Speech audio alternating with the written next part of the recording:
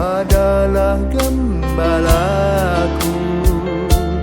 takkan kekurangan aku.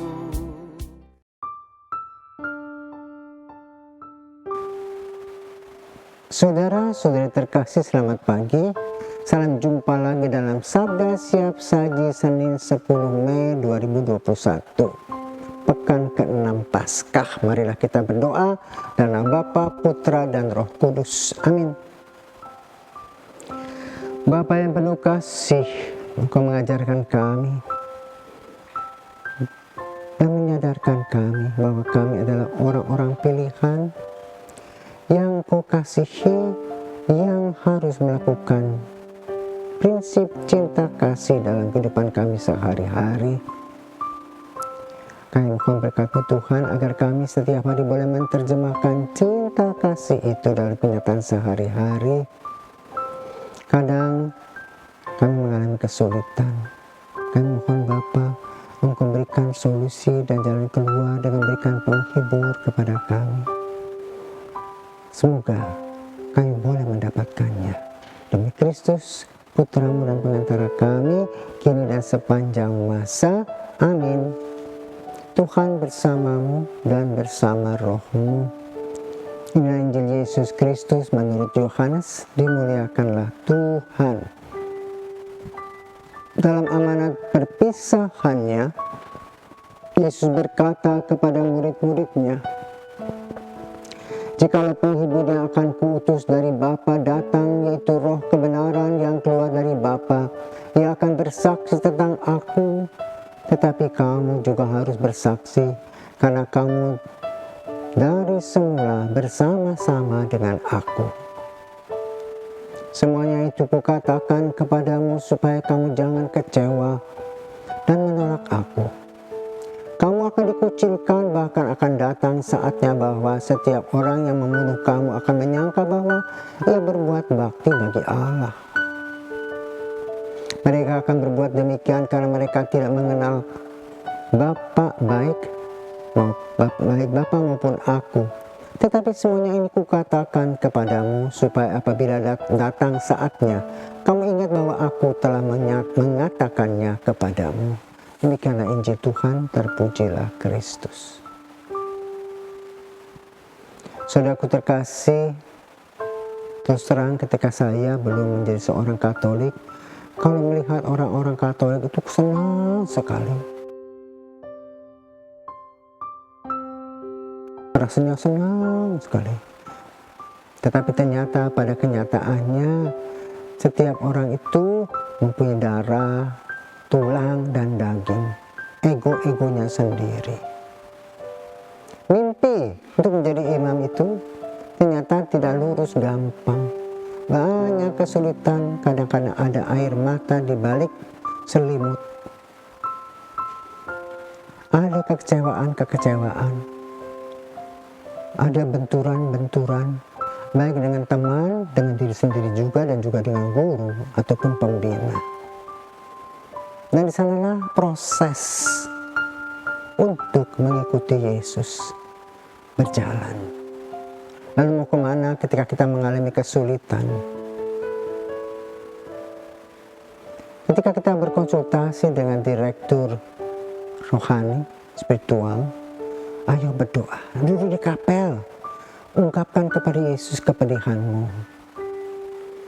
Dan setelah kamu keluar dari sana, jangan dendam lagi, buang. Biarlah Yesus yang ambil arang kepahitan itu. Itulah yang diberikan oleh pembina. Lalu kita datang lagi, berjuang lagi, dan sama. Sampai tua ternyata tidak gampang.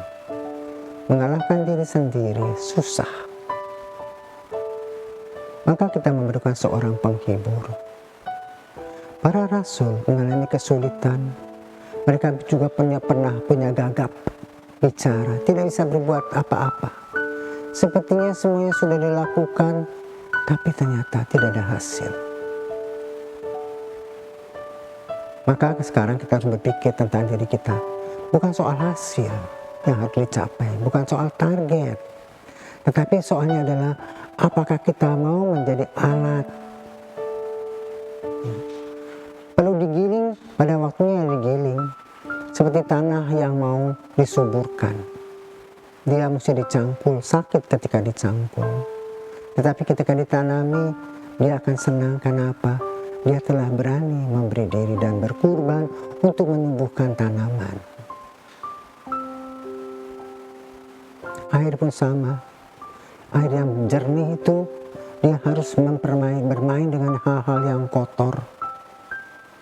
Tetapi setelah dia menjadi air yang kotor tadi, bisa membantu orang dalam dunia kesehatan. Begitulah kita. Kalau kita disimpan saja tidak ada daya guna, tetapi dengan adanya pengorbanan, entah waktu, entah pikiran, entah kehadiran, kita mengalami banyak hambatan-hambatan. Maka ketika hambatan datang, kepala kita harus berpikir apa yang terbaik yang harus kita lakukan. Maka kita harus mencari penghibur. Datang dulu, duduk dulu, tenang-tenang dulu. Tanyakanlah kepada Yesus apa maksudnya. Maka semuanya bisa berjalan dengan baik. Ada sebuah kisah seorang tentara terjerembab, dia jatuh sendiri. Yang lain lari, dia jatuh di kedalaman jurang. Untung tidak apa-apa. Tetapi yang dia ketakutkan adalah pakaiannya dia berbeda dengan pakaian lawannya. Dan dia mendengar derap-derap langkah lawan.